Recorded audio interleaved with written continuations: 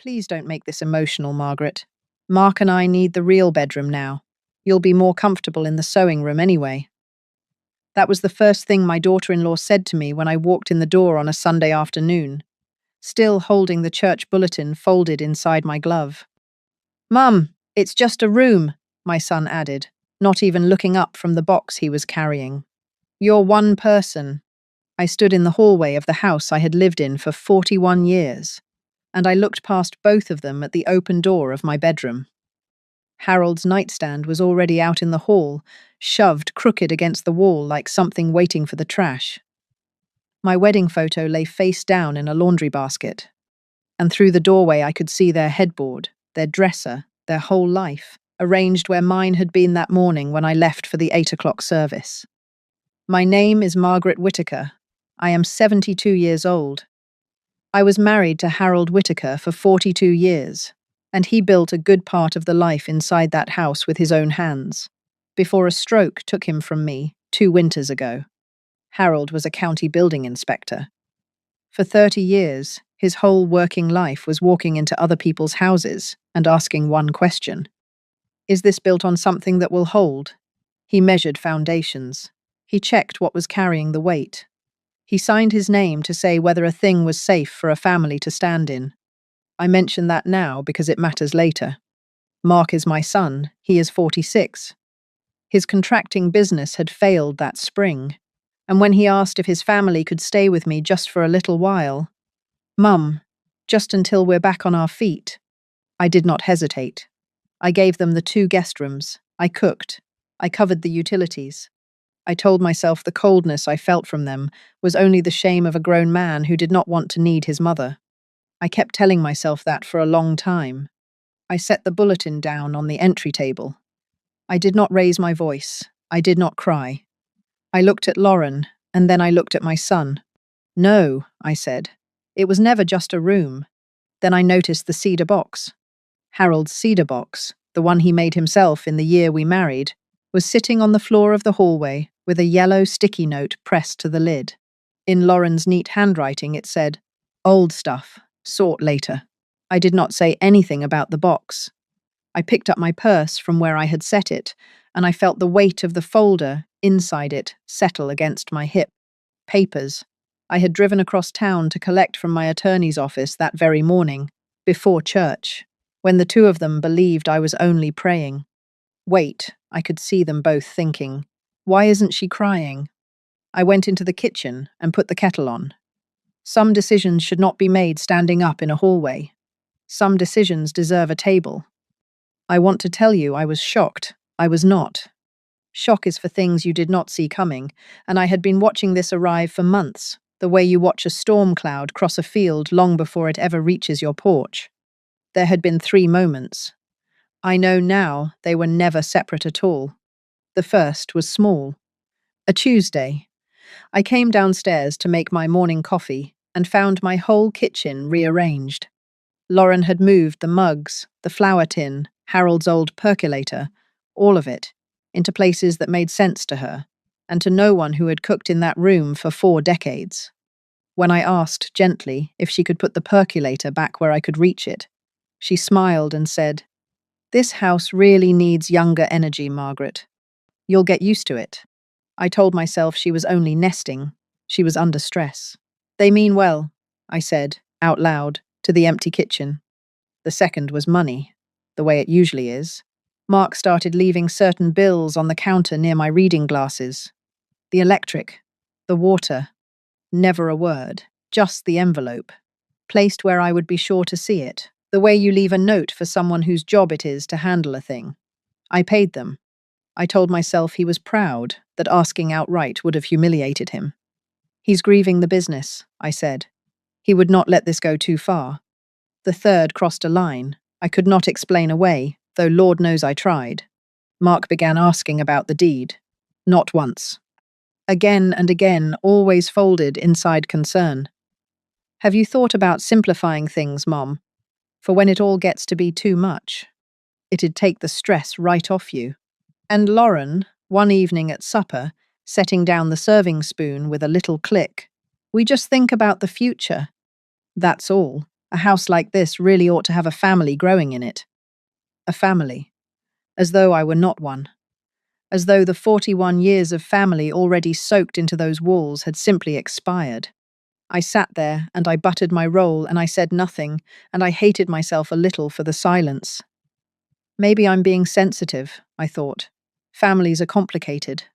But that night, I got out the small notebook I keep in my handbag, the one I used to use for grocery lists, and I wrote down the date and the word deed and nothing else. I did not know yet that I was starting a record. By the time I saw that yellow sticky note on Harold's cedar box, I understood. Those 3 moments had not been separate incidents. They had been practice. They had been 3 people learning, one polite comment at a time, exactly how far a quiet woman would let herself be moved. Let me take you back 3 weeks, because that is when the practice hardened into a plan, and the plan was not mine. It was a Thursday afternoon. I had gone up to lie down, which I do not usually do, and the house was quiet in the way that carries sound instead of holding it. Through the iron floor vent in my bedroom, the one Harold always meant to have sealed, and never did I could hear, Mark and Lauren in the kitchen below. I heard the clink of a spoon against a mug. I heard Lauren laugh at something, and then I heard my son's voice say a thing I have not been able to unhear since. She's not going to be here forever, Lauren. And when she's not, this is basically ours anyway. We might as well start living like it. Basically ours anyway. I lay very still on the bed my husband died in. Harold's reading glasses were still folded on the nightstand where he left them. The afternoon light came through the curtains, the way it had for 41 years. And below me, through a vent an old inspector never got around to fixing, I listened to my only son measure me out of my own life in a single sentence. As calmly as a man reading a weather report. I did not move for a long time. The next morning, I called Harold's attorney. Not a stranger, not a name from a billboard, but Raymond Alvarez, the man who had drawn up our trust years before, back when Harold was still alive and still worrying quietly at the edges of things. I told Raymond what I had heard through the floor. There was a pause on the line, the kind a careful professional takes before he says something true. Margaret, he said, before you decide anything, I'd like you to come in and let me show you exactly what you already have. I don't think you understand how much of this your husband already handled. Handled, I repeated. Harold came to see me about 18 months before he passed, Raymond said. He didn't know what would happen. He only told me he wanted to be sure you'd have choices. He asked me to keep the file ready. And Margaret, there's a letter. He left it with the file and asked me to make sure it reached you if you ever came in worried. I was sitting at my kitchen table with the phone in one hand and my other hand flat on the wood, the way you steady yourself. On the table sat a chipped blue mug, the one Harold always used, that I had never once been able to put away. When can you see me? I asked. How is Sunday, before your service? I'll have everything laid out. I told him I would be there at 7. I did not know, that Friday, that while I sat in his conference room learning how defended I already was, Mark and Lauren would be at home loading their dresser into my bedroom, certain that a woman at church is a woman who cannot see. There may be more here than the house, Raymond added, almost as an afterthought. Something came across my desk this week I think you'll want to look at in person. He would not say what over the phone. But that was only half of what waited for me at his office. Raymond had a conference room with a long table and good north light, and he had laid the documents out in a careful row, the way a man sets a table for someone he respects. He did not rush. He did not treat me like a confused old woman who needed things made simple. He treated me like the owner I was. Before anything else, he said, let's start with the house. People assume a great deal about houses. Let's look at what's actually recorded. He slid the first paper toward me. The trust certification. The house is titled in your revocable living trust. You and Harold set it up together. You are the trustee. You are the sole decision maker while you're living. Your son is not on the deed, Margaret. He is not a co-owner. There is no lien in his name, no recorded claim, nothing.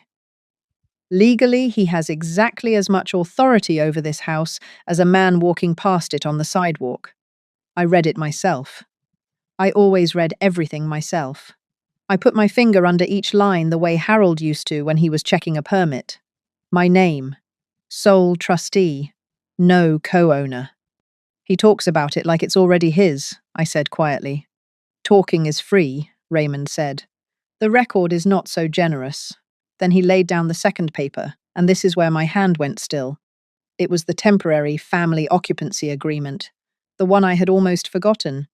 When Mark's family moved in, Raymond had gently suggested we put the arrangement in writing, just so everyone's clear. Margaret, that's all, and Mark had signed it without reading a word, the way a proud man signs a thing he is embarrassed to be signing at all. This is the one that matters most today, Raymond said. Mark signed it. It states plainly that you remain the sole decision-maker for the home, that no private space may be reassigned or repurposed without your written permission, and that any serious violation of these terms ends their permission to occupy the home. I looked at my son's signature at the bottom, his own hand, the looping M he has written since he was a boy doing his homework at my kitchen table. He signed the paper, I said slowly. That says he can't do the thing he keeps trying to do. He signed it, Raymond agreed. He simply never read it. I wrote a line in my notebook that night that arrived in that room. A record does not argue. It waits. Now, Raymond said, here is what came across my desk this week. He set down a single sheet, and this one had nothing to do with anything I had signed. It was an inquiry, a written request for an informal property valuation on my address, submitted to a local realtor. My son's name was on it, my son's phone number, a house that was not his, quietly being weighed and measured by a stranger for a sale that was not mine. I read it twice. I felt the floor of my chest go very level, the way a room goes level when the arguing finally stops inside it. He hasn't listed anything, Raymond said carefully. He couldn't. He has no authority to. But he wanted to know what it was worth. The realtor's office recognized the address as one I'd handled and had the decency to flag it. So it was not only a bedroom. It had never been only a bedroom.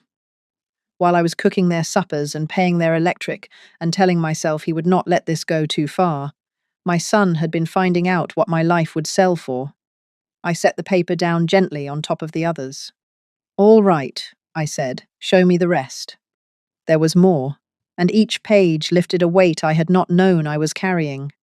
You had asked me about your successor trustee, Raymond said.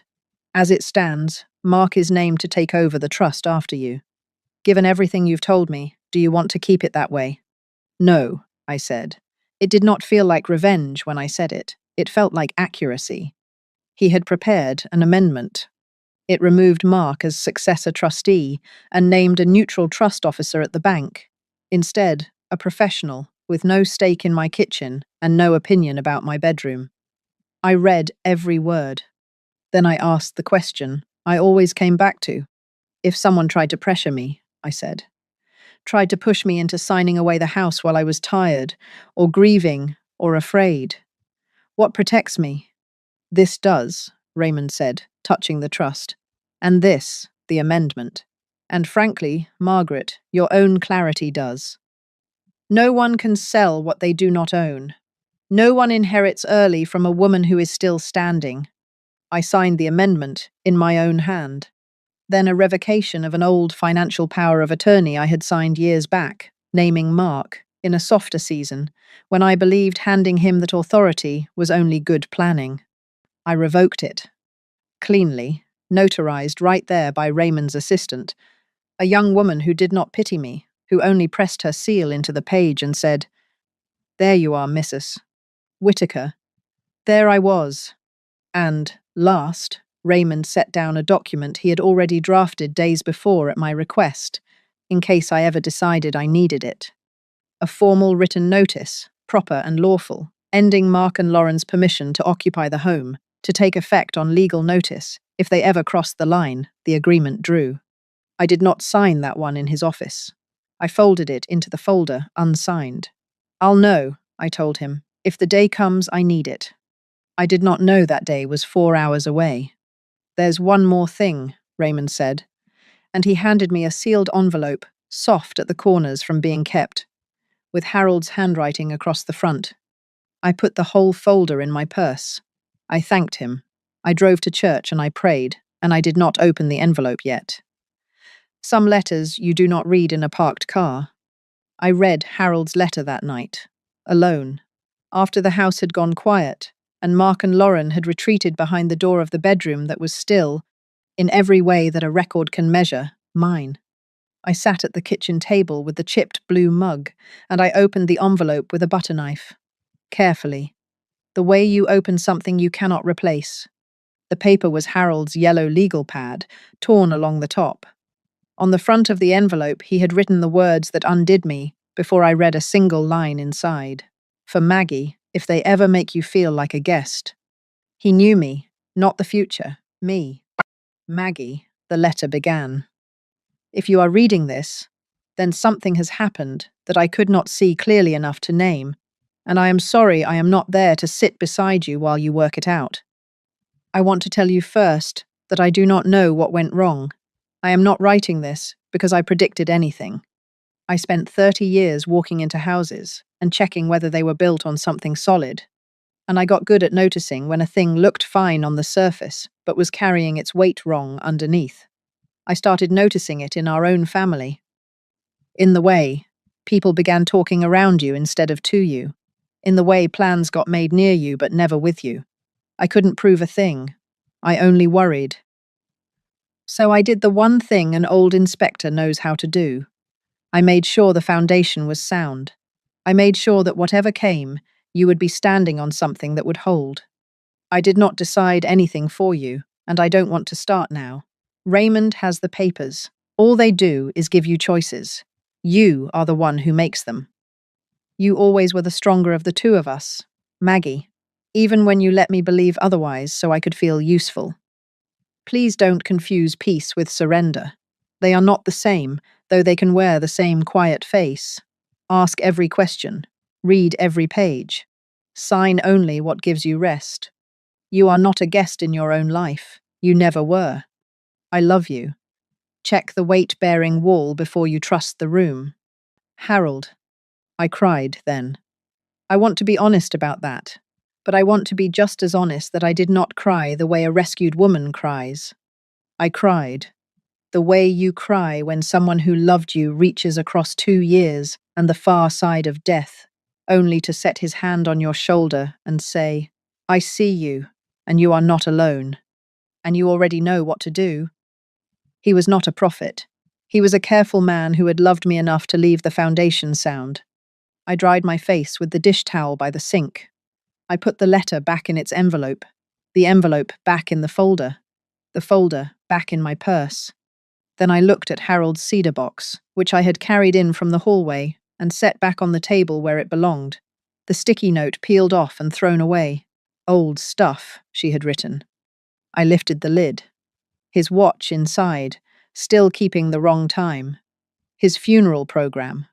A stack of letters we had written each other across 42 years.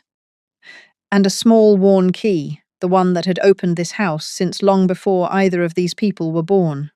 I closed the box gently, and I decided that in the morning I would set the table. They came down to breakfast the way people come down to a meal they believe they have already won. Lauren was brisk. Mark would not quite meet my eyes. Emily, my granddaughter, 15 and quiet, slid into her chair and watched all three of us, the way sensitive children watch a room they can feel but cannot yet name. I had made eggs. I had also, before anyone woke, laid the closed folder on the kitchen table beside my chipped blue mug. Margaret, Lauren began, in the reasonable voice she saved for cruelty. I hope you slept all right. I really do think once you settle into the sewing room you'll find it cozier, less to clean. It just makes sense for us to have the master, with our schedules and all. We're not trying to upset you, Mom, Mark said. We're being practical. You've got to admit the house is a lot for one person. We're only thinking about the future. We honestly thought you'd be relieved, Lauren added, that we're handling things for you. I let them finish. I have learned that people will tell you their entire position if you simply decline to interrupt it. Then I set down my coffee, and I opened the folder. I did not raise my voice. I placed the papers on the table one at a time, turned so they could read them, exactly the way Raymond had placed them in front of me. This is the trust certification, I said. The house is in my trust. I am the sole owner. Mark, you are not on the deed. You never have been. Mark's jaw tightened. Mom, come on, nobody ever said. This, I said, laying down the second page, is the occupancy agreement. You signed it, Mark, the week you moved in. It says the house is mine to decide about. It says, no private space may be reassigned without my written permission. It says, a serious violation ends your permission to stay. I watched my son read his own signature. I watched the colour go out of his face as he understood, finally, that he had put his own hand to the very paper that undid him. Lauren reached for the page. That can't be enforceable. We live here. We have a child. There are laws about— There are, I said calmly. I've followed every one of them. I laid down the third page. This is the amendment to my trust. It removes you, Mark, as the person who would have taken over after me. That job belongs to a professional at the bank now. The fourth. This revokes the financial authority I once gave you. You no longer speak for my money. And then I set down the last page, the valuation inquiry, my son's name at the top of it. And this, I said quietly, is what you asked a realtor to find out, what my house would sell for, while you were sleeping under its roof and letting me pay the light bill. Mark stared at the page. He did not deny it. There was nothing left to deny. Mom, he said, finally, and his voice had gone thin. You'd really put us out, over a bedroom? And that was the moment Emily spoke. She had not said a word through any of it. But she set down her fork, and she looked at her father, and she said, in the smallest, steadiest voice, Dad, you planned it for a week. I heard you and Mom. You said to do it Sunday, so it'd already be done before Grandma got home from church. The kitchen went very still. Lauren turned to her daughter with a look, but the girl did not take it back. She only looked down at her plate, her ears red, having told the one true thing no adult in that room had been willing to say out loud. I let the silence hold. Then I gave my son the truth, calmly. The way you hand someone something heavy. You didn't move into my bedroom yesterday, Mark, I said. You moved yourselves out of my house. Lauren started to say my name. I raised one hand, not sharply, just enough. Lauren, you said the words. You told me not to make it emotional while you carried my marriage out into the hallway. I turned to my son. But you, Mark. You called this house basically ours through a floor vent while I was lying above you. You had it appraised. She moved the furniture. You are the one who taught her she could. His mouth opened to apologize. I could see it forming, quick, cheap. The kind of apology that wants to end the discomfort in the room more than it wants to mean a thing. No, I said gently. Not yet. Some apologies need to be held a while before they can be answered. And I closed the folder, and I slid it back into my purse, and I stood, and I carried my cup to the sink. Behind me, no one said anything at all. The house they had been quietly selling in their heads had, without a single raised voice, come down. Emily found me in the garden 2 evenings later. I was on my knees at the border by the porch, working the dead heads off the marigolds, when I heard her come down the steps. She stood a moment, then knelt beside me in the dirt, without being asked, and began pulling weeds, her hands close to mine. We worked in silence for a while. Then she said, so quietly I almost lost it under the porch light coming on, Grandma, I'm sorry. Not just for what I said at breakfast, for not saying it sooner. I heard them planning it, and I didn't know how to stop it, and I let it happen. Her voice caught. You always kept my quilt on the swing so I'd have it when I read out here. And they moved you into the sewing room like you were nobody. I sat back on my heels and looked at her, this girl with her grandfather's serious eyes. You said it when it counted, I told her. You told the truth in a room full of grown people who wouldn't. That's a harder thing than you know. She helped me carry the trimmings to the bin. And then she said the thing that told me which grandchild she was.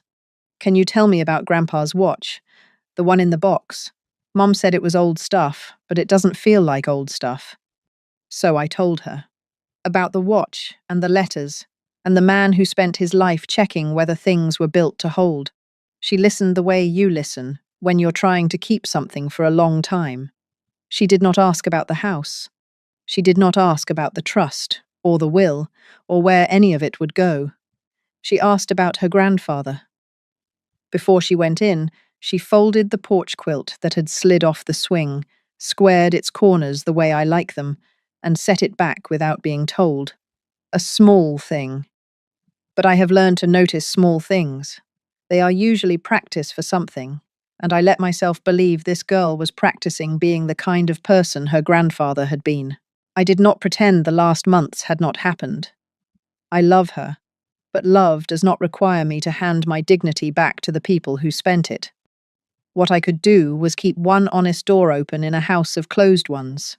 So I told her she was welcome at my table any time she came as herself, and never as anyone's messenger. I'd like that, she said. Hope, it turns out, is a quiet visitor too. They moved out within the month, on proper notice, lawfully, without a single dish thrown onto a lawn. I stopped paying their bills the day I opened the folder at the table.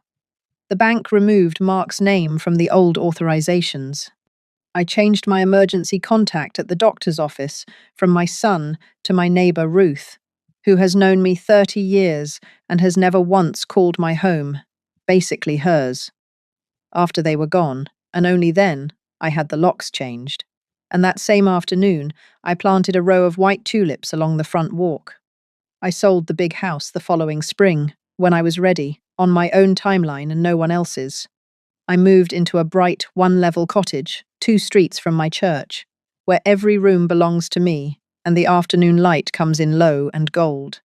Harold's cedar box sits on a clean shelf where I can see it from my chair. I settled my estate the way I wanted it, not the way anyone had assumed. Part of it goes into a protected education fund for Emily, held by that neutral trustee, so that my love reaches her without passing through her parents' hands. Another part goes to the widow's housing program at church that Harold always cared about.